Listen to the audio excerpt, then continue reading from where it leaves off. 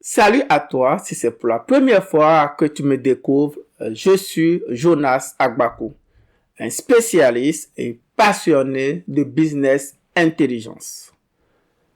Dans cette vidéo, je voudrais partager une information très importante qui va t'aider pour orienter ta carrière. Cette information sera utile pour toi, quel que soit si tu es en reconversion ou bien tu viens de terminer l'école et tu veux rentrer dans le monde du travail. Mais avant de commencer, je voulais te demander 3 actions. Premièrement, pourquoi tu n'es pas encore abonné à ma chaîne YouTube? Je te demande de t'abonner, prendre quelques secondes pour t'abonner à ma chaîne YouTube. Quand je vais publier une nouvelle vidéo, tu seras parmi les premiers qui vont recevoir la vidéo.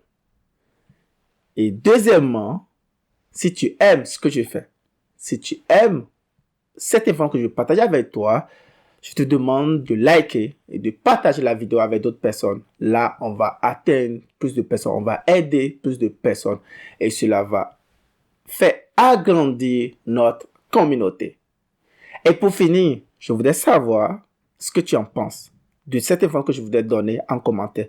Dis-moi en commentaire ce que tu en penses. Ça serait un plaisir pour moi de te répondre. On va rentrer dans le vif du sujet. Ce que je voulais te dire, écoute attentivement. C'est très important dans une carrière. Cette année, j'ai reçu beaucoup de demandes en privé sur LinkedIn. Et une parenthèse, si tu n'es pas encore abonné à mon LinkedIn, tape Jonas Agbakou, tu vas t'abonner à moi. Je partage des contenus régulièrement sur LinkedIn. Donc, j'espère que tu vas aimer ce que je fais sur LinkedIn. Donc, abonne-toi. Donc, c'était une parenthèse. Je disais tantôt que j'ai reçu plus de demandes d'accompagnement personnalisé en data. Et puisque la demande est énorme, j'ai décidé de prendre 2 heures de mon temps chaque semaine pour pouvoir accompagner une personne. Une personne que je sélectionne en fonction de sa motivation et aussi en fonction de son profil. J'ai remarqué un point. Ce point que j'ai remarqué est présent sur la majorité des gens que j'ai accompagnés cette année. Je vais te le dire dans cette vidéo. Quand je demande aux gens, qu'est-ce que tu aimes plus? Qu'est-ce que tu aimes faire en data? Des gens disent, je fais machine learning, je fais Python, je fais SQL, je fais BI, je fais Docker, je fais Git. Ils font tout à la fois. Je me suis dit, peut-être c'est un problème général, surtout chez les débutants. Les gens qui sont en reconversion ou bien les étudiants qui n'ont pas encore l'expérience du monde du travail. J'ai donc décidé de faire une vidéo dédiée à ça. Je te recommande d'écouter ce que je voulais te dire. Et c'est le secret que je vais te donner dans cette vidéo. Ce que tu as besoin de savoir, en entreprise, les gens, ils ont besoin de la personne qui peut faire rapidement une tâche de qualité. Je me répète. Ils ont besoin des gens qui sont des spécialistes, qui connaissent réellement un domaine pour rapidement faire un travail de qualité. Dans ce que je veux dire, il y a un mot qui sort, spécialiste. On a en réalité besoin des spécialistes d'un domaine. Et comment on devient spécialiste? Voici ce que je te recommande. Premièrement, la question que je te pose, qu'est-ce que tu aimes faire? Ou bien, qu'est-ce que tu fais facilement? Ce que tu penses que tu fais facilement, ce qui est facile pour toi, est difficile pour les autres. Le deuxième point, identifie ces choses que tu fais facilement et c'est en demande. C'est-à-dire, les gens pourront te payer pour. Faudrait pas que tu mettes ton temps dans quelque chose que les gens ne vont pas te payer pour. Donc, choisis un domaine qui est en demande, une technologie qui est en demande. Si tu comprends ce point-là, je pense que tu as déjà résolu la majorité des problèmes. Donc, pour être spécialiste, choisis ce que tu sais faire, ce que tu fais facilement. Là, on appelle ça ton talent. ce que tu fais facilement peut être difficile pour les autres. Deuxièmement, dans ces choses-là, tu étudies en fond. Tu lis des livres. Tu écoutes des podcasts. Tu assistes à des conférences jusqu'à ce que tu deviens la référence dans ce domaine-là. C'est là on devient expert. C'est là tu deviens utile, incontournable dans ton domaine. Tu vas voir que tu auras beaucoup de valeur sur le marché parce que quand on va dire on a besoin par exemple d'un analyste BI. Moi je suis spécial en analytique BI. Et quand on a dit on a d'un analytique BI, c'est toi qu'on va venir chercher. C'est toi qui peux résoudre le problème. Là, je viens au deuxième point. Ce point-là est très important. En entreprise, si tu travailles dans le domaine de la data, tu vas collaborer avec d'autres départements. C'est-à-dire le département des développeurs, TI, l'équipe de vente, l'équipe de marketing ou bien l'équipe de produits. Ce que tu as besoin de faire pour que tu puisses collaborer avec ces gens-là, il faut que tu comprennes un peu ce qu'ils font. C'est là que tu as besoin d'être généraliste, c'est-à-dire avoir une idée de ce que les autres font. C'est très important pour toi dans ta carrière. Savoir un peu comment ça fonctionne.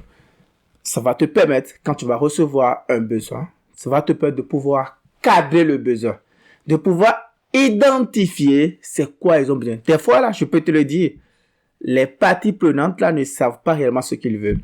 Et s'ils me demandent un KPI, je dis, est-ce que ce KPI ne soit pas mieux? Ils disent, waouh, tu peux avoir ce KPI-là? Je dis, oui, c'est possible. Ils disent, ok, c'est ça, j'ai besoin.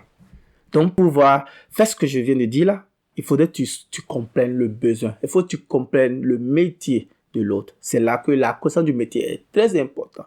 Donc, ce que moi, je te recommande, je ne te demande pas d'être expert, d'être spécialiste dans ce domaine-là, mais lis des livres. Ou bien tu lis des posts sur LinkedIn, ou bien tu écoutes des vidéos sur YouTube. Tu auras des connaissances générales dans ces domaines et tu vas pouvoir collaborer avec les autres. Tu vas pouvoir être en mesure de pouvoir cadrer des besoins. Quand tu vois que s'il y a un besoin qui n'est pas clair, tu peux cadrer pour ne pas perdre du temps en entreprise et pour être plus productif. Par exemple, moi j'ai plus de livres ici. Moi, j'ai des livres de marketing, des livres de produits, des livres de TI et tout. Pour résumer, tu es spécialiste. Tu es bon dans ton domaine, tu as plein de références.